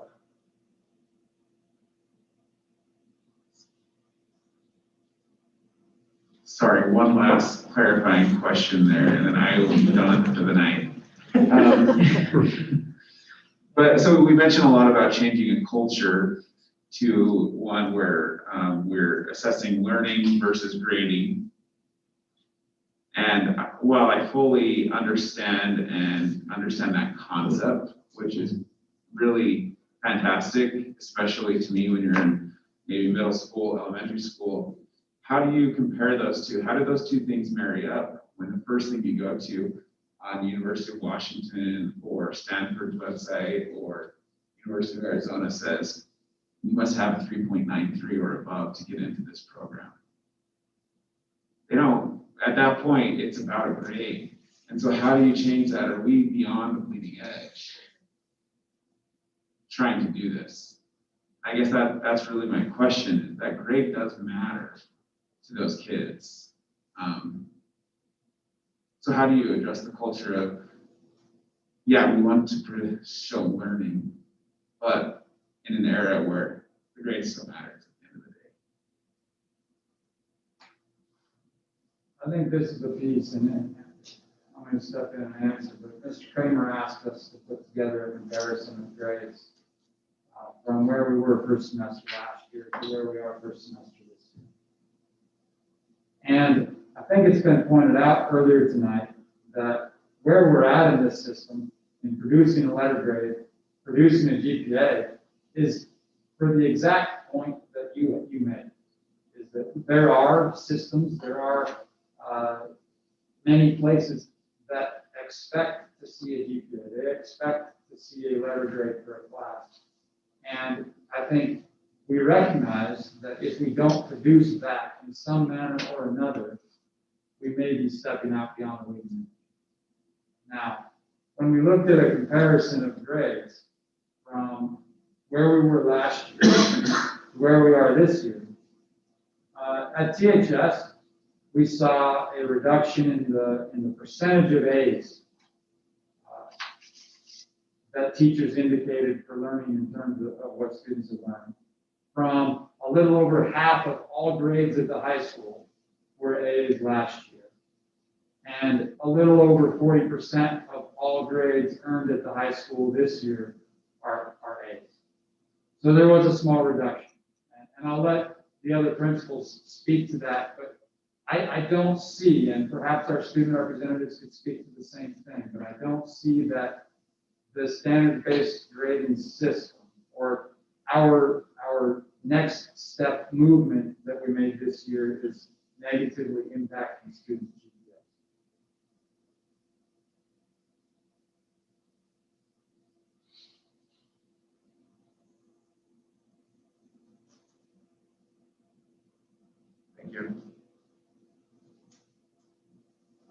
have questions for teachers? Ms. Christensen, would you move us on to our next slide? It is the survey that we talked about.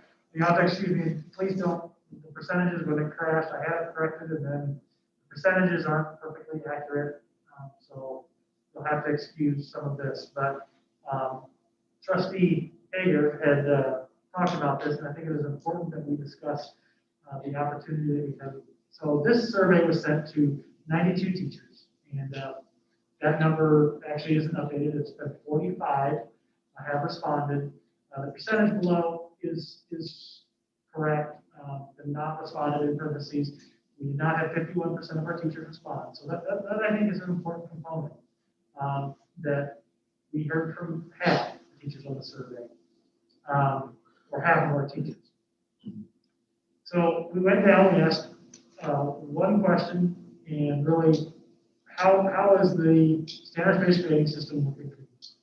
And one individual answered, it's working great. Another individual answered, it's working pretty well. 14 individuals answered that it's working, but could be better. And then 29 individuals said it's not working for me. Then in that middle column, and I'll let you read through those on your own, I don't, again, I know you all can read. It is interesting, as we've had, I think that's what's so challenging with this system, is we have, as Mrs. Clayton identified in her statement, consistent 4-3-2-1 is something. When we have the statements from other teachers saying, yeah, that's great, we've actually done it. And that's the challenge, is we're all coming from so many different ways. It's almost like your third grade classroom. When you have kids, some kids reading at 5th grade level, and you have some kids still reading at kindergarten level. That's where we're at as a district also. We have different learning areas and comfort levels on standard-based grading. And that is a learning process. One of the key things that we wanted to focus on, and we had extensive conversations about administratively, is this cannot hurt kids as we're learning. And I think that's an important component when we look at the final product of GPAs and the comparisons. And administratively had specific conversations with teachers asking that exact question. Is there any chance that this hurt that student, and how do we address this now? I can say, and I can speak quite confidently, I don't think we gave a grade out from first semester that hurt any student. Because there was professional judgment in there, and teachers have that ability, along with working with the principal, to adequately use their professional judgment and data that they receive over the semester to assign the grade that student earned. And so it didn't inequitably assign a negative grade of hurt kids.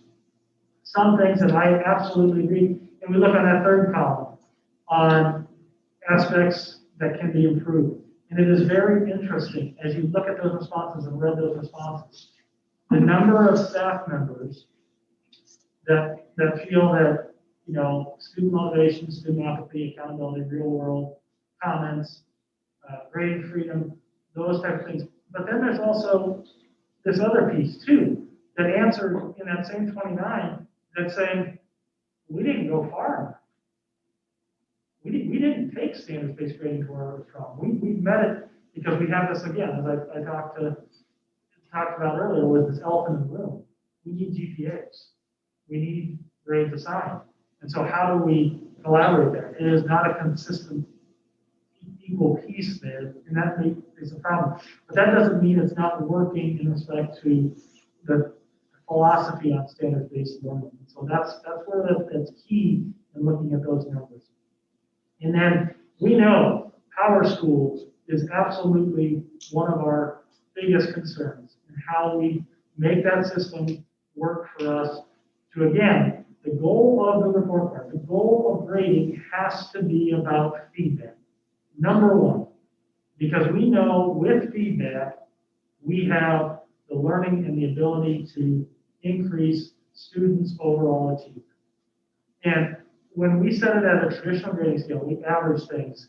Our ceiling is here for what we can do for academic achievement. And I'm not happy with where we're at as a district in regards to student achievement as a district. When we start talking about learning and when we start giving kids actually high quality feedback based on what we are using as our assessment to indicate if they're there or not, which is again, a standards-based system. It's a standardized test, at least based on the long standards that we're responsible for. Our ability to increase over time with other pieces involved increases dramatically. And I think that's a really important piece. The one piece that we haven't touched upon that I think is really, really, really important that we have to fix in addition to some other things that is behavior grading system. Standards-based grading system does not dismiss behaviors or work effort. It actually separates that from that letter grade. But that absolutely is integral and has to be reported to parents because a lot of times that's more important to me than the final grade in that academic achievement is how hard they work because I was one of those kids that worked hard, that turned in every single assignment. And that inflated every single one of my grades. Because academically, I needed to work 10 times harder than I did. And I would get B's or A's or C's. And academically, that teacher should have been telling me, you academically are not going to achieve this in college. Because you are not going to have work completion elevating your grade to this level. That just because you work hard and don't have the knowledge and didn't study, we inflated that. And that's where behavior grading has to be incorporated into this because we have to give feedback on quality of work and their pieces on grading and how important that work completion is. Because if we're not giving that feedback to parents and students, we're missing the boat on that important component of standards-based grading. Standards-based grading separates that from the score. It does not dismiss it, and that's really important. Any other questions, comments from trustees, teachers, administrators on these survey results? Can I ask a question about the behavior? Please. So I agree with you that the standards-based grading separates the academic from the behaviors and that they are equally important. So my question might be, how do we add teeth then to the behavior grades? And I guess I kind of, Mr. Booyer and Mr. Damon, you experienced that the most. And then I guess, what would you say to that? So I can address that, at least in our school. We identified two behaviors years ago. One is respect, one's responsibility. We define respect as appropriate behavior. I'm oversimplifying, but basically your behavior contributes to a positive learning environment and school environment. Responsibility is do your work to the best of your ability on time. Because teachers said to us, those are the two things that are so important behaviorally. Because I don't care what your job in life is, you know, if you're respectful and you're responsible, if you do your job to the best of your ability on time, and you treat people right, you're going to do pretty well in any profession. So that's what we do. Every week I get a report that we call good standing. And for every student, every teacher rates every student every week in terms of a 1, 2, 3, or 4. Our eligibility policy, to answer the teeth in that, is that if you're down in 2 or more categories, 2 or more classes 2 weeks in a row, you're not eligible for sports. So if you're misbehaving in English and you're not doing your work in math 2 weeks in a row, you're not eligible. Now, that's fine for athletes. And one of our issues is how do we move that on? Schools do a variety of things. They have rewards for kids that are in good standing. Mr. Booyer has sponsored over the years, not this year, good standing parties where students, and this is middle school, might be a little hokey for high school. But if you're in good standing for the quarter, you attend a good standing party. If you aren't, we do a little remediation. So we think it's critically important to do exactly what you said. Because to me, and I use employees as an example. You know, you may be technically the most proficient person in the world, but if your interpersonal skills, your social skills are not good, you're not going to be a quality employee. So that's how we define it at our school, and we look at it every week, and teachers evaluate it every week. And it sounds like a lot of work, but most kids don't change week to week. You know, kids are a 4 for behavior 10 weeks in a row, and then they're a 1. So it's not that challenging to keep up with. And I know Southeast put in the system, but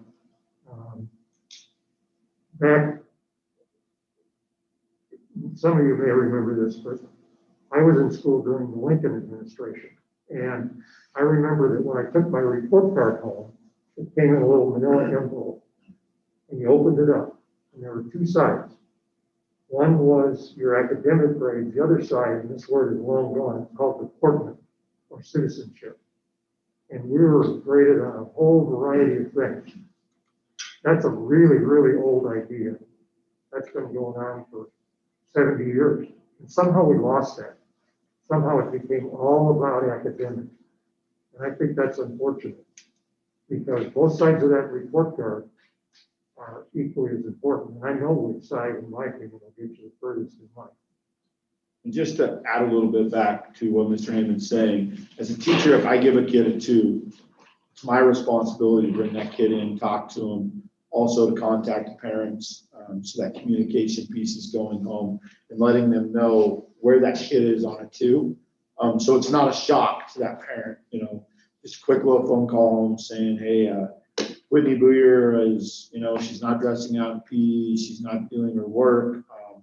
So she's down in a 2 in my class right now. Can you maybe have a talk with her at home? I've pulled her in and talked with her. So you get that communication piece also home with the parents. Because that's part of our requirement is if we have a kid down, we got to bring them in and talk to them. But we also have to make that communication home with the parents.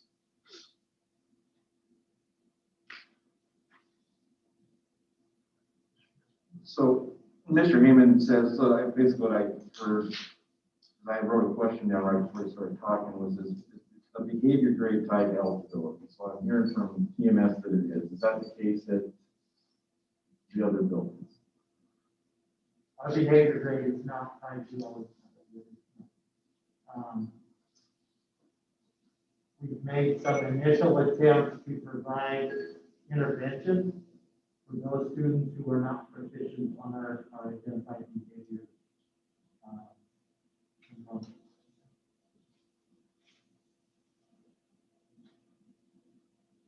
Other questions? Or can I?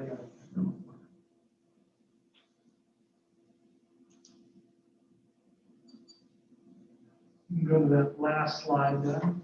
What are the next steps? So one of the things that we're meeting administratively tomorrow afternoon to discuss the notes and discussion of this meeting and review those surveys because those are valuable information. And I think we really need to epitomize that feedback is important to making adjustments to this system to make it work for everyone. We know we're not there. It is not all rainbows and unicorns right now. We know that. It is not where we want to be. But we will hopefully get there. Now, classification of what concerns can be addressed in this semester, ones that we have to classify, which ones can we do right now? Because there are some. Some we discussed tonight, we can address immediately. We can go on top of about implementation. We can do a lot of things differently than what we've done at that first semester because we've learned all along. And then also too, the review of professional development provided to teachers and what plans need to be in place for next school year to support this continued work. All of those are integral for making this work and also addressing the concerns of trustees, parents, students, community members. And that's another thing too, that Trustee Miller and I had a great conversation beforehand, and it is a good conversation.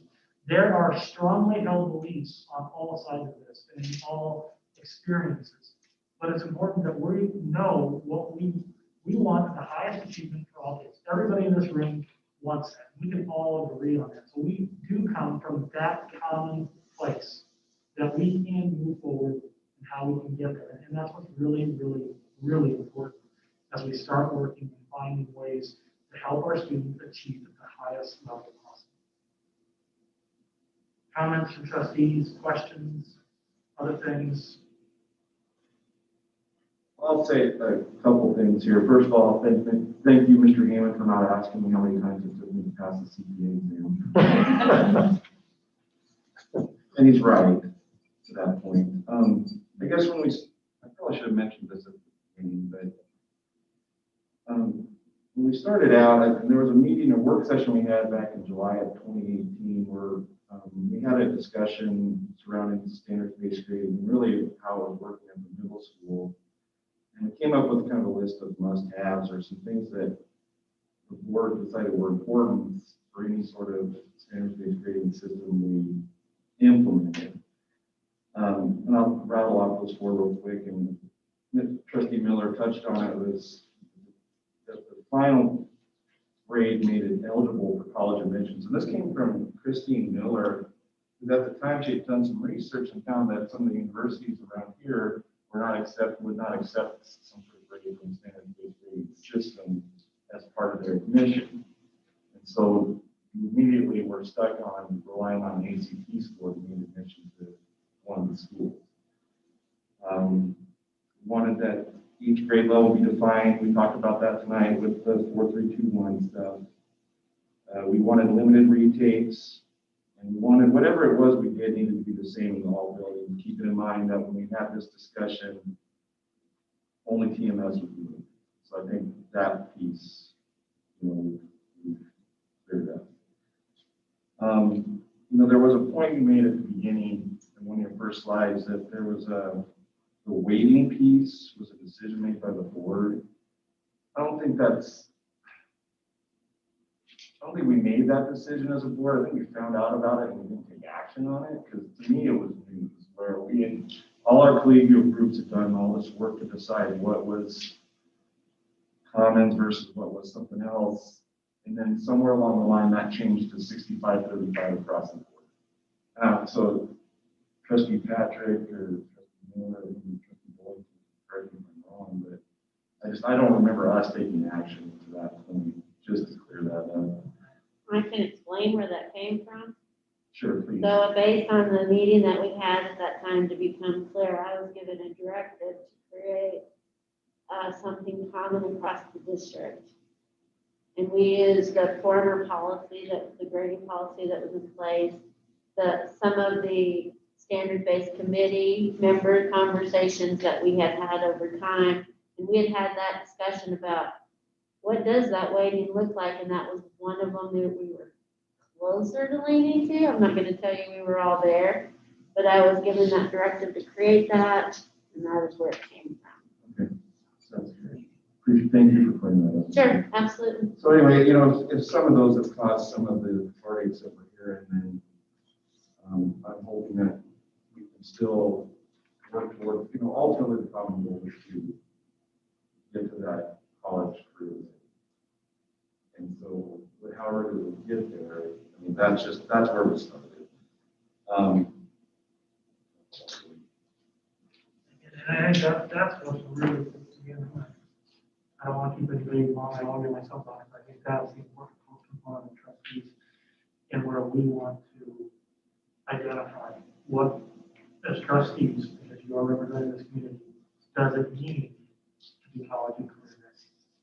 To go shake out, what does it, because Mr. Christensen identified where that isn't an easily quantified number of here's what you have to do. And so I think we need to have, that to me are the work sessions that are going to be very valuable conversations centered around what are your beliefs in regards to what does college and career ready for my children?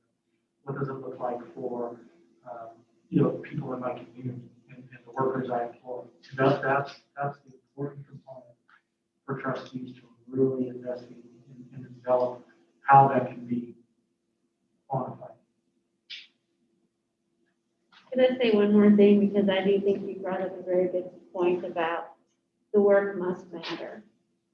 It must matter to the kids, and it must matter to our teachers, because we want to support our teachers, that they understand that we are working with them and for them to assist, helping kids getting that work turned in. And I think that is very, very important, and it's a system, and as Mr. Eckler said, you know, the consequence of not doing the work is doing the work. And so what are our building systems that we put in place, and district systems that we put in place to make sure that that occurs? So that teachers feel supported and kids are learning and not just being able to get by and not do that. I think that's a big, big piece for us to bite off right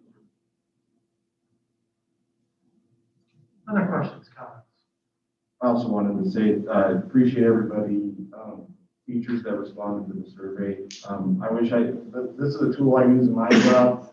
We have to assess our audit department every year, and so part of that is using this survey where we poll senior management across our footprint in the Western region, and I don't get 50% response back on this. So if the administrators please pass along our appreciation for what I felt was a good turnout.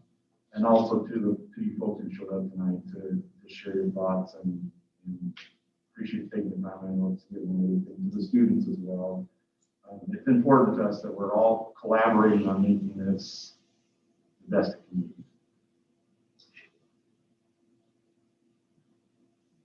Thank you. I echo that perfectly.